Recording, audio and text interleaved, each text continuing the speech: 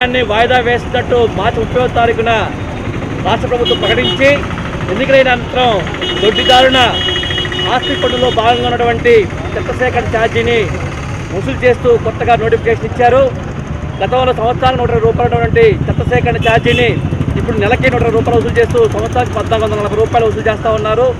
Commercial రంగాల్లో కూడా hotels కానీ సినిమా హాల్స్ కానీ వాటిలో కూడా వేల రూపాయలు వసూలు చేయబోతూ ఉన్నారు. దీన్ని తీవ్రంగా వ్యతిరేకిస్తూ ఉన్నాము. పాలకవర్గం కొత్తగా ఎన్నికైన కౌన్సిలర్లు ఉన్నప్పటికీ వాళ్ళ ప్రమేయం ఏమీ లేకుండా అధికారులే ఏకపక్షంగా నిర్ణయం చేయడానికి తీవ్రంగా వ్యతిరేకిస్తూ ఉన్నాం. రేపు 5వ తారీఖున నగరపాలక సంస్థ కౌన్సిల్ సమావేశం జరగబోతూ ఉంది.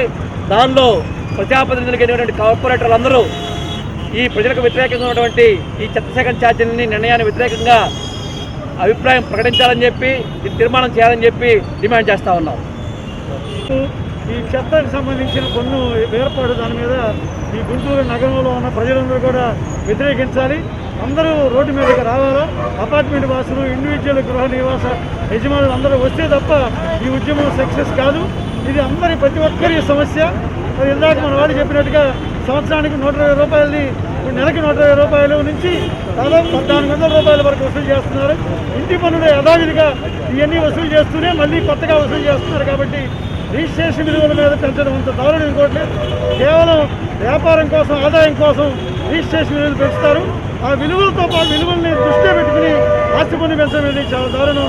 దీని అందరూ వ్యతిరేకించాలని, ఉద్యమంలో కలిసి రావాలని విజ్ఞప్తి చేస్తున్నాం.